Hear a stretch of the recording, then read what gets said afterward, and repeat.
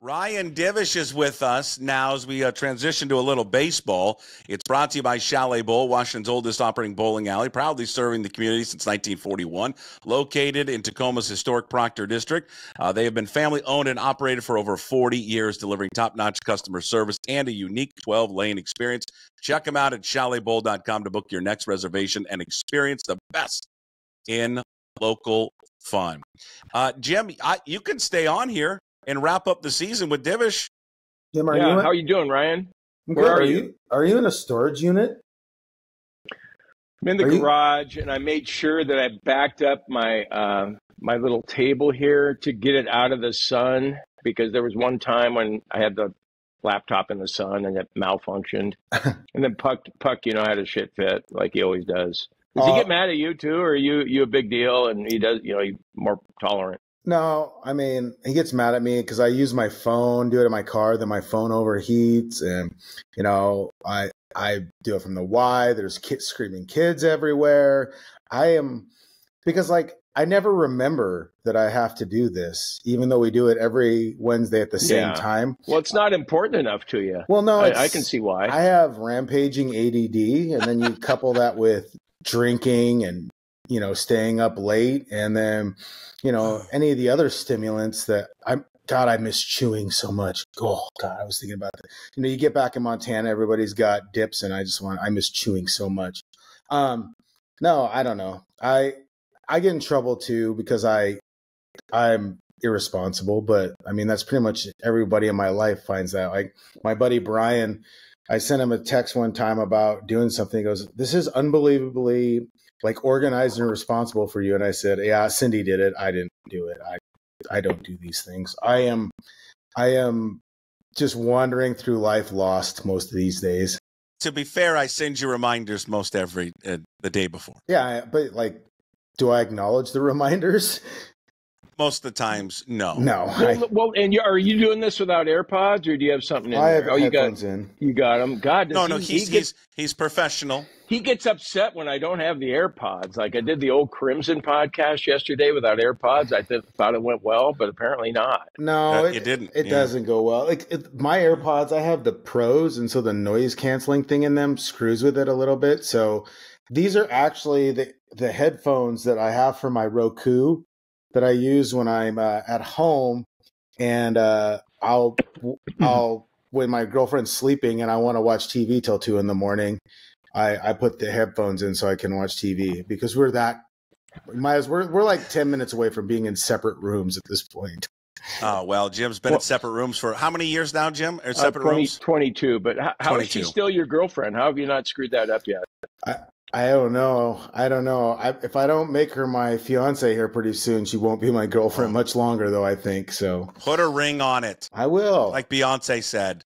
I will. I was waiting to do a stadium scoreboard proposal, during the playoffs. But since they didn't make the playoffs, I didn't have to worry about that. Are you going to get married at T-Mobile? Yeah, I was going to have Julio do the thing, do you, Ryan, take Cindy? I think that'd be really good. Yeah, and then we'll be doing it, and one of the players be like, "I'm trying to take BP here, can you get off the field for 5 minutes?" Yeah, I'm in. I think you should do it. I promised my nieces I would do a destination wedding, on a beach somewhere. So that's what we're gonna do. Okay.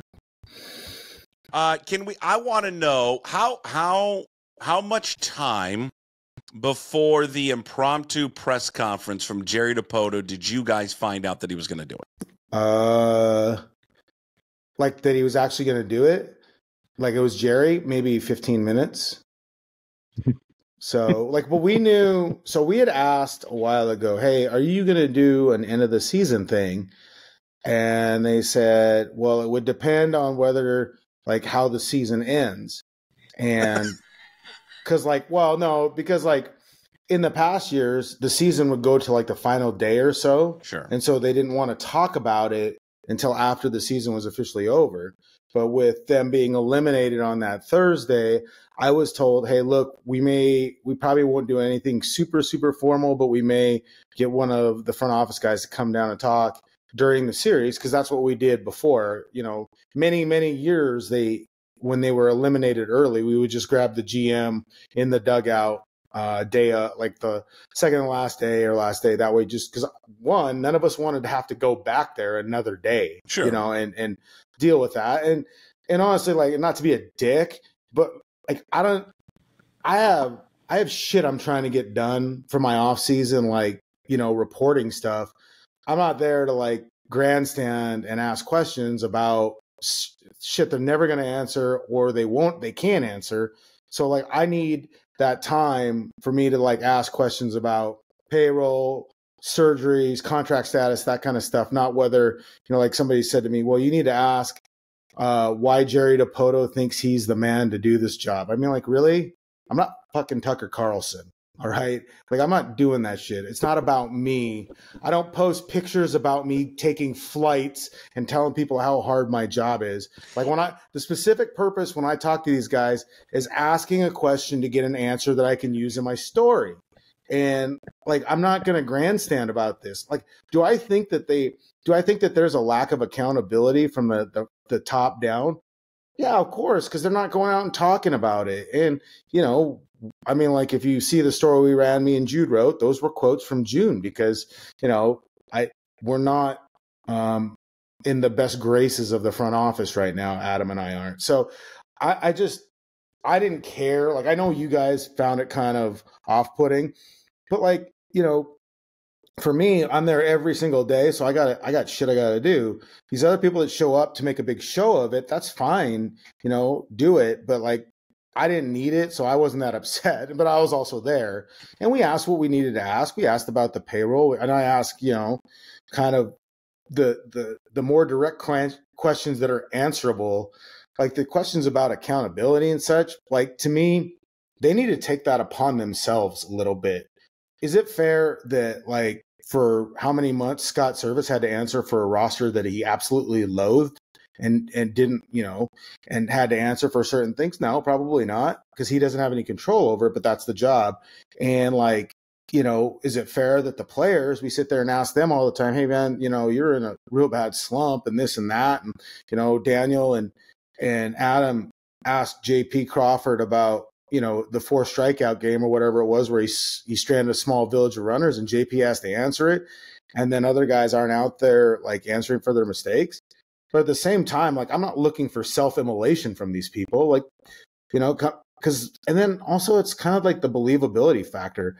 Like, regardless of what Jerry says, or even John Stanton says, if they come out in a presser, nobody's going to believe it. Like, there's a segment of fans that just simply aren't going to believe it. Segment of media that probably isn't going to believe it.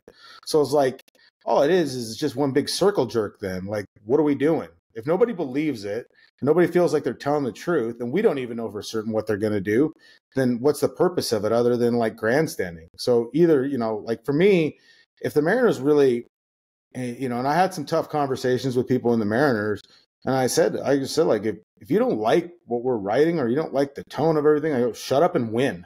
I mean, that's pretty much it. If you want to shut people up, win. But the problem is they don't do enough to win, to shut people up. And that's the whole circle of it all. Yeah, I mean, I was a reporter once upon a time, and I understand where you're going with that. I mean, you're there every day. There's only so many different things that you can ask in certain ways. And I didn't really have a good touch with that. I mean, I just, kind of popped off sometimes, and it didn't do me any favors to do that. So I understand where you're coming from. But what you said, though, Ryan, was interesting. I mean, maybe off the record, did you actually hear that Service thought, Jesus, I can't believe I have to deal with these players, but it's the hand I'm dealt, and I'm just going to have to deal with it. And publicly, I'm just going to not throw them under the bus? Well, he said it in the offseason. He said, we have to play the hand we're dealt.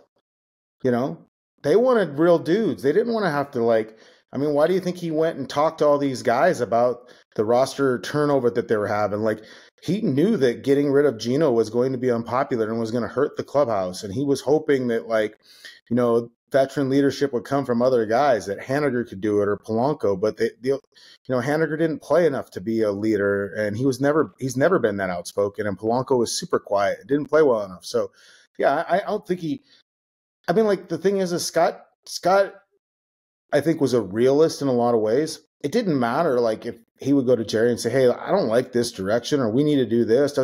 They're going to do what they're going to do, and he had to adjust and adapt to it. And I think that's the thing. Like he had to answer every day to all this, and a lot of the times, I don't necessarily think it was kind of how he wanted to play or what he wanted to play, but the roster and the setup kind of necessitated that in a lot of ways. I get why everybody's like pissed, and I get like in a way. It's like you're looking for the next 54% soundbite or whatever, and you want them to come up there and stand up there and say, "Yeah, we screwed up, we failed, we're going to do better." But at the same point, like I don't know that anybody believes them. At least a large segment of the fan base, is going to believe that they say it, but they're going to say, "Shut up and show me." So I understand, I guess, from the Mariners standpoint, like if you're looking at it from a purely PR standpoint, putting those guys out there does the organization no good, and like. By doing what they did and then having like you and Ian and some of the radio guys or Levine get mad about it, yeah, it lasts for a day or two and then everybody moves on. But sound bites live on forever. 54% in memes live on forever. And then, like if you're a PR person, if you're the Puckett PR crisis firm, you're telling them, no. Don't do that, 100%. I mean, 100%. Like if I were advising them, I would advise them to do, honestly, if you want to protect them, to do exactly what they did. And just hide and do what they did. But the problem with it is, and I understand where you're coming from, but these organizations are public trusts. Mm-hmm. They are owned by the public. And when you hide in the shadows like they do, when you hold a press conference 15 minutes before and tell people, then you want to hide. And I do believe, and this is where we'll disagree, I do believe John Stanton owes it to the people that support him to answer one question: why is he coming back? Why? Yeah, no, and hear it from him. And if he's afraid to give that answer, then he's not the right choice. Now, on the flip side of it, he's not well-spoken. He puts his foot in his mouth just like Jerry Dipoto does. So I get why they don't want to do it. I just think the biggest issue with these guys is this cloud of secrecy that they're in. I was having a conversation with a buddy last night at the Inter Bay Eagles. There you go. Thanks, Jim. Football practice. Who's like, yeah, I ran into Chris Larson. And I'm like, he's so unassuming. You would never know this guy's the owner of the team. No, he looks like a high school chemistry teacher. Yeah, and I just think no one knows who they are. They're not accountable. They're not present. I mean, hell, even Jerry Reinsdorf put a letter out to his fan base to say this year was unacceptable. Yeah, that's all you got to do. Yeah, but I mean, like it is. It is. And I honestly. Like, because we'd heard, we asked, and to me, like, even if they had not brought out Jerry or somebody, I mean, like, I have a good enough relationship with Justin Hollander where I felt like I could call him and get some stuff that I needed for the offseason just on planning purposes or, background stuff. Hey, they're going to do this, that, or, is so-and-so like with Brash, what is, you got any updates on his timetable?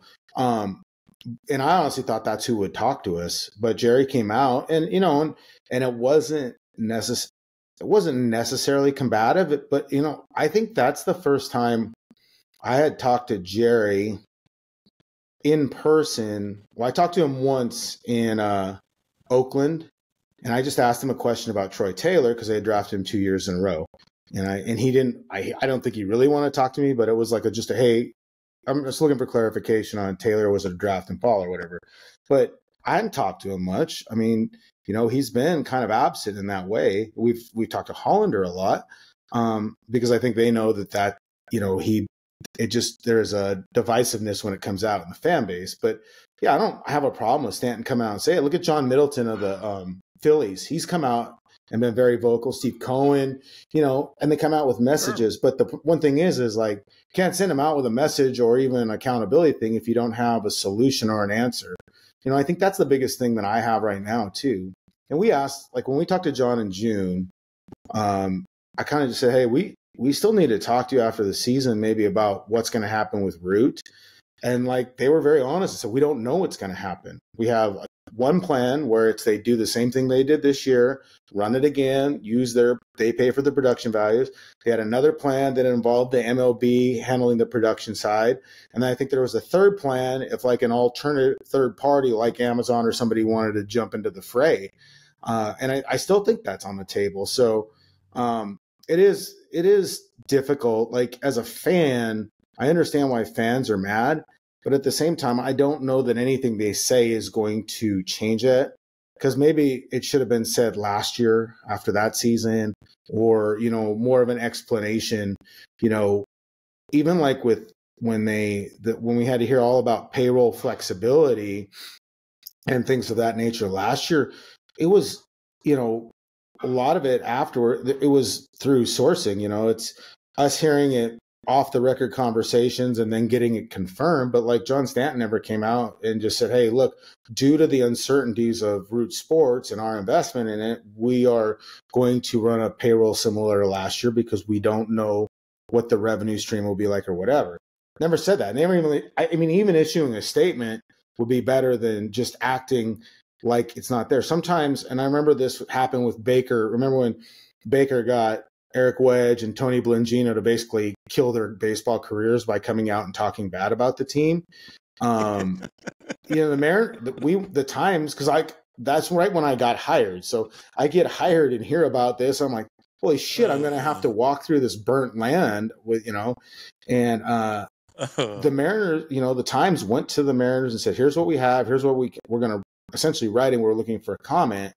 And the Mariners ownership didn't want to comment to any of it. They just didn't want to. And I was like, and then in the end, you're thinking maybe they should have. It's the same with like the Dipoto thing. We knew, within the days of Dan being or Scott being fired, I had, multiple sources, MLB sources telling me, hey, they gave Dipoto an extension before they did this. That's why they were able to do this. And that's why they're, because like the thinking is if you fire a GM or a president, you want to have a month or two to vet, to self-scout the organization, run what you want to run, see who you want to keep. And so we had people telling us that, and then when we finally knew that it was confirmed, we went to the Mariners and said, hey, look, we have this. We know we have it. Do you guys want to comment? And they didn't want to comment. And that's fine. Like I understand. And still haven't commented on it. They still haven't confirmed that he's coming back.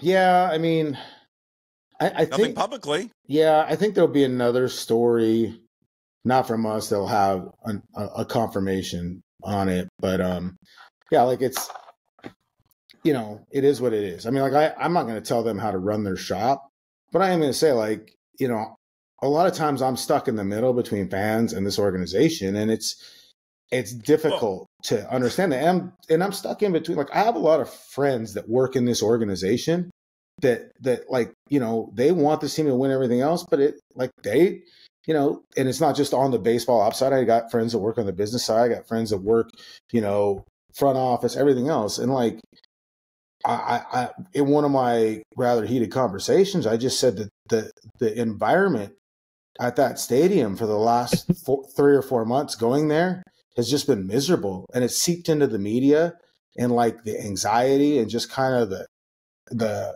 there's just a tension there every day that you would go there and everybody could feel it. And then like as media, we didn't create it. We don't want any part of it, but we could still feel it. It seeped into what we were. It's like I've loved going to that park, and doing my job. And like this year, it was just like, and it's weird because like they're the nicest group of guys I've ever covered. And like when Scott was there, and even Dan, like Dan is super friendly. And when Scott was there, he'd gotten so much better about talking pregame and postgame. Like it was easy to write about and cover, but like everything surrounding the team, the losing, the fans, the stuff from last year and stuff, like we couldn't write a bunch of the fun stories we had, like I'd done some like interviews on Saucedo and like from his high school coaches and talking about what he was like. And he talked to me about like warning kids, like, don't be like me, to actually go to class, all this stuff. Couldn't write any of that because nobody wanted to hear anything positive about the team when they were free falling. And it was just like, this was one of the probably tougher years I've ever had to cover. I mean, the first year I ever covered the team traveling wise, like full time in 2008 when I had to travel and everything, that was when they lost 100 games and they had Eric Bedard, Richie Sexton, Jeremy Reed, Jared Washburn, Willie Bloomquist. You want to talk about a bunch of angry people in September? You know, like, and I couldn't get out of there fast enough. Like, none of us wanted to go back. We were happy they didn't do that because none of us wanted to go back there. It was just a tough season to be around. And it wasn't, you know, it should have been more enjoyable to cover than it is. I mean, like, look at Cal Raleigh and how honest he is, and Luke Raley. And when they brought in Justin Turner, it's great to talk to. And it just was like, nobody wants to hear anything positive about it. They just want to know, how's it going to get better? How's it going to get fixed? When you real quick follow up, when you guys did the interview in June with Stanton, he gave you a quote that you didn't release back then, but you released this week. And the quote was talking about free agency and resources. And he said, quote, Stanton, we've got the resources to be able to do the things we need to put a good team on the field. We've never been focused on free agent bats. Those kind of big dollar free agent bats as a matter of strategy, not because of anything to do with resources. When he said that to you, how could you, this is not a criticism, I'm just saying, did you realize at the time he said that, my God, when we publish this, how bad this is going to look for him? Yeah, and the way he made it, like, I'd have to go back and listen to it again. But, like, I think we even kind of pushed back and was like, and then, you know, and kind of said, well, and I mean, he was kind of like, I think he was talking about the 30 plus and then guys over 30 more. Mm-hmm. And because that was just the conversation a little bit. And then, like, their free agent bats, like, the free agent bats we're talking about the Sotos and the big boy contracts. I mean, you know, they gave $24 million to Mitch Garver. Maybe they feel like they were burned by that. You know, like, people, and Adam wrote a lot of that story. I wrote some of it, and people were they were mad about Adam used the scars of the Robinson Cano contract. And, like, yeah, Robinson Cano is a really productive player for the first 4 years, or first 5 years, I think, of the contract. And he paid, but, like, how it ended and how it went so far south and, like, what it led to, that I think it made him gun shy.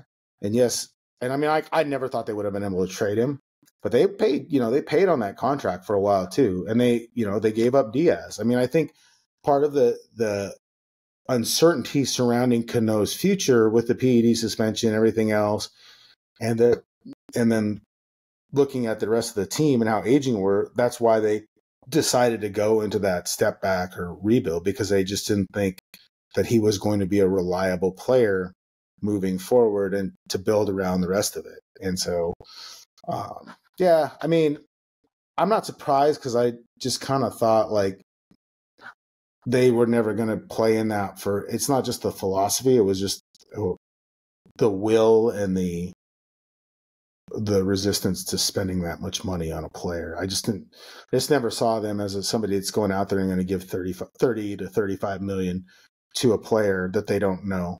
I mean, because, like, the thing is it's not just the yearly, it's the every year. Like, if you're giving Soto 500 million, you know, that's over an extended period of time. And I just don't think they have the stomach to make that sort of investment because of being somewhat risk averse in their spending. I mean, we've said it before. I think that's a really good way to look at some of the things they do, as being risk averse with their thing. Because, like, everybody said, well, they gave Julio all this money. Well, did they? I mean, there are a lot of stipulations in there where by the end, if they bounce out of that, they've only given him like 175 million. You know, if that they don't exercise the options, or the options don't vest and all that stuff, it might not be as much. But they also recognize the value that Julio had to their franchise from a marketing and business standpoint. And I think they also knew that every year that he got better, because, like, if they try to do that same deal the very next year, it's going to be even more expensive than it was the first year. Hey, Ryan, when you talk about tension surrounding the team, how much of that just had to do with the free fall, the losing, and how much of it had to do with Jerry Dipoto himself? Because we always hear these stories. I mean, whether they're right or wrong, the perception's out there that Jerry's not really a likable guy. And I just wonder, you know, forget about the 8 years out of 9 where you didn't make the playoffs. And so that's a good case to not bring it back anyway. But, like, the future with Jerry Dipoto, I mean, the word gets out, doesn't it? With agents, with other teams, with other players. Like, you already have to fight the fact that if you're a position player, do you really want to hit in that ballpark? Do you want to travel that far to Seattle? And then you got a general manager that's not well liked. My assumption is the players probably don't care for Jerry Dipoto much. And I just wonder if that's the word out in baseball circles too. Yeah, I mean, baseball is a small community with a lot of people, and they talk a lot. And the thing is like, if you look back, there's been a lot of turnover within the front office, the coaching staff, things like that. Some of it, even business or like the front office, like ops side or whatever. And some of it was COVID related, and some of it was decision related, and everything else. And right or wrong, as Jerry's the leader of it, they associate him with that. So, there is a section of people in baseball that want to see him fail because they were fired by him, or they fired his friends, or, those kinds of things, or, he got angry at them or something like that. There is a group of that. And I've had some agents say, like, I just don't like the culture there, don't like how it works, don't like the field. But some of that changes, we might consider it, but, we're not going there unless they pay a lot, things like that. I'm like, okay, and Jerry's very hard line in his negotiations and how he does stuff. He has a belief in how they want to negotiate all these kinds of things. They have numbers in their mind that are set, probably largely because of the budgets they're constrained to. So in that regard, yeah, there's definitely, there's definitely some dislike out there. You hear it from agents, from certain agents of players that are played for the Mariners, that still play for the Mariners. It's funny though. You never hear it all the time right in the moment though. Like with Winker, I heard a couple agents say good luck right away, and then when I said a few things about him on the radio once, then I had other agents call and say, yeah, our players hated him too, and this and that. I'm like, oh my God, this is a zoo. But yeah, I think there is that. I mean, I think the tension partially was because of what was said. So that's the thing, is like that 54% thing, as much as I understand it, as much as like I get the logic behind it in a lot of ways, fans aren't, and they don't understand, because like you're asking fans to take a nuanced and patient look at this process, and they don't want that, and when it was said at the time, and the tone it was said in, and kind of the lack of an apology in the days that followed, I mean, like, it's never went away. It will follow him. It will follow him forever. He's not walking it back unless they win a World Series. Not walking it back. I might add that if they had won 54% of the games, they would have won the division and gotten the playoffs. But it's there. So you have that hanging out over it. He's not talking really. He wasn't visible. He's not talking. He's the ultimate decision maker on the baseball side. He's not out there compared to what it was last year. Service doesn't have a contract going into next year, essentially. Like, everybody's kind of playing for their jobs, it feels like. And then they get off hot, and then all of a sudden it all falls apart. And you could see it coming, and you could see all these guys not performing, and everybody's looking around. And it was just like, yeah, I don't know. I mean, I think there's some tension with Jerry. I mean, I don't, but does anybody really like their boss? Jim, it sounds like you've never liked any of your bosses. I can't imagine why. Well, I don't like people who fire me. Is that okay? Yeah. Okay. Well, right. How many times? No, I've had several, Ryan. I've had several sports editors, most of them that I really liked. I mean, there was one that was a dick, and he deserved to be disliked. But for the most part, when I was a newspaper guy, I loved all the sports editors I worked for. Really? But yeah, people who fire me, I don't think highly of them. But like, fair. The thing is like, yeah, I just, if it's a tough environment or whatever, sometimes it's not enjoyable. I think there could be some of that. I mean, like, I don't know all the intricate details. Like, I read Danny's column, who one of the Mariners employees asked if I ghost wrote it for him. I was like, no, he's a way better writer than me. But like, I didn't know about that survey thing that he was upset about. I'd heard some of the other stuff, and I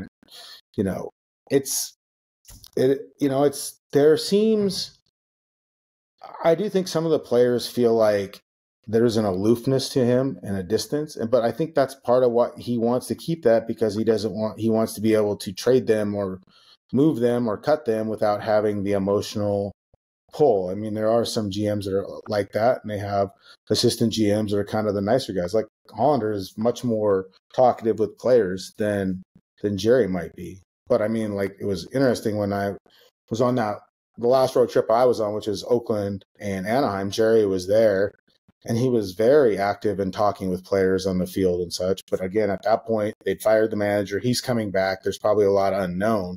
So he probably had to talk to some players and kind of gauge what they're feeling and what they want, what they're expecting. So, all right, we got to wrap it up. There he is, Ryan Divish. His weekly appearance brought to you by Chalet Bowl, Washington's oldest operating bowling alley, proudly serving the community since 1941, located in historic Proctor District of Tacoma. Big thanks to Reggie Frederick and his family for bringing you Ryan Divish throughout the baseball season. And you know what? We're going to give him a little time off, but he's going to be back. He's going to be back in the offseason. He gets bored. He's going to miss doing this, so he'll be back. So don't worry. We didn't even talk really about the offseason plans. We just talked about the drama in the press conference. So that's what I'm saying. We're going to give you a little time off. Then we're going to talk offseason, and we're going to talk about. You can call me every Wednesday. What's the over/under on the proposal date? That's more important. Yeah, we want to know that. I don't know. I'll do something cliche, New Year's Eve. I told Daniel Kramer I was going to do it at his wedding reception just to be a dick. Oh, that would be good. Yeah. Trump that one. That would be good. That'd be good for everybody. Down on one knee and then call the dad to ask for permission to marry his daughter. All of it. Yeah. Well, I got to ask the kids permission too. So it's like, oh, Jim, you saw the puppy, didn't you? I got my parents. No. We got my parents a yellow lab puppy. That's awesome. Yeah, I'll have to say. I'll post some. He's at that teething point now, so my thumbs have holes all over them from him biting things. But that's good. Yeah, that's good. There's one of my dogs, Ryan. See him out there? I thought you were. No. Where are where's the freezer? Where's the freezer that you keep the human heads in? Yeah, it's in there. It's in there someplace. All right. You can find it on YouTube, Apple, Spotify, wherever you find your podcast. Of course, pucksports.com. Divish, we'll talk soon, okay? Yeah, call me next week. I'll do this again next week. Well, there we go. See? Off-season Divish is the best. See you, Div. Yeah, see you.